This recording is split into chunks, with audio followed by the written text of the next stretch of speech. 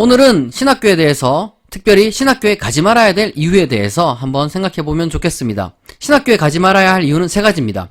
첫 번째, 돈이 많이 들어갑니다. 여러분, 목사가 되기 위해서 신학교를 몇 년을 다녀야 할까요? 7년입니다. 학부 4년, 신학대학원 3년. 1년 학비가 평균적으로 한 800만원 정도가 들어갑니다. 그러면 7년 동안 들어갈 학비를 여러분들이 한번 계산해보세요. 대충 각이 나오죠? 그러면은 신학교 다니는 동안 학비만 들어가느냐? 그런 게 아니죠. 필수적으로 1년 동안 기숙사 생활을 해야 돼요. 여러분들이 원튼 원하지 않든. 그리고 또 한 걸음 더 나아가서 여러분 신학은 공부할 게 굉장히 많이 있습니다. 학부에서 4년 동안 전과목을 다 배우잖아요. 신학대원 가면 똑같이 전과목을 다 배워요. 다르게 말하면 여러분들이 사야 할 책이 줄어드는 게 아니라 훨씬 더 늘어난다는 겁니다. 그리고 신학 자체가 여러분 수천 년 동안 이어져온 종교에 대한 연구이기 때문에 그에 관한 이론들이 다양하게 있습니다. 그것을 다 섭렵하는 건 쉽지 않지만 어쨌거나 여러분들이 책을 많이 사야 돼요. 여러분 책값 포함하면 여러분들이 생각하는 것보다 훨씬 더 많은 돈이 들어갑니다. 7년 동안 별다른 수입 없이 약 8천만원 정도의 돈을, 많게는 한 1억까지도 여러분 쓰게 될 수밖에 없습니다. 대출을 받을 수도 있고 장학금을 받을 수도 있지만 생각보다 쉽지 않을 겁니다. 신학교를 졸업하면 할 수 있는 일이 뭐죠? 교회에서 일하는 거예요. 그럼 교회에서 일하면 돈을 많이 벌 수 있을까요? 그렇지 않습니다. 가장 낮은 연봉을 받는 직업 중에 하나가 바로 목사입니다. 계산해보세요. 과연 여러분들에게 그만한 자금력이 있는지.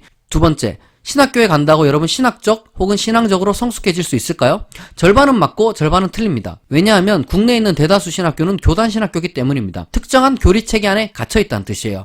신학이란 혹은 학문이란 자유를 가지고 자유롭게 이성을 가지고 탐구할 수 있어야 하는데 교단이라는 혹은 이 교리라는 체계 안에 갇혀 있으면 그 넘어갈 수 있는 영역이 정해져 있어요.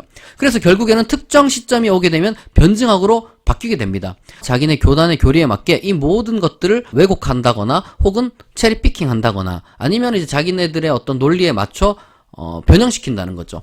실제로 신학교 가면은 그런 모순적인 어떤 학문이냐 아니면은 어떤 교리냐 이런 것들에 대한 부침을 많이 느끼게 됩니다.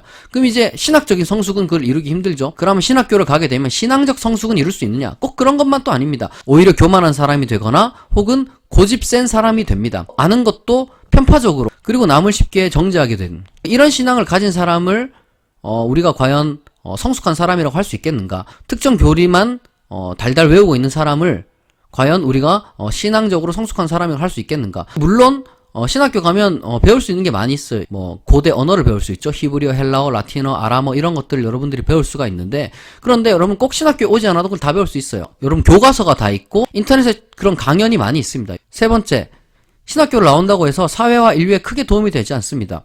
인류가 발전하는 데 있어서 세 가지 지식이 있었다고 에드워드 기본은 말하는데요. 첫 번째가 시인과 철학자들의 지식, 두 번째가 법률 지식, 세 번째가 바로 과학적 지식이라고 합니다. 이 중에서 과학적 지식이야말로 가장 인류 발전에 이제 크게 공헌을 했고 나머지는 이제 뭐 부수적인 역할을 했다고 해요. 당연히 종교, 특별히 이제 기독교가 인류 역사 발전에 기여한 것들이 많이 있어요. 그런데 그런 시대는 이미 지나갔죠. 오히려 과거 교리, 과거 신학에 갇혀가지고 현재 사회 발전에 방해가 되고 발목을 잡고 있는 경우가 더 많이 있습니다. 지금 신학교 인원이 너무 많아요. 지금 전국의 목사가 1년에 1000명 넘게도 배출돼요. 공식적으로만. 그러면 비공식적으로 따지면은 훨씬 더 많은 인원이 배출되겠죠. 목사가 이렇게 많이 배출되는 게 여러분 좋은 현상이냐? 그렇지 않죠.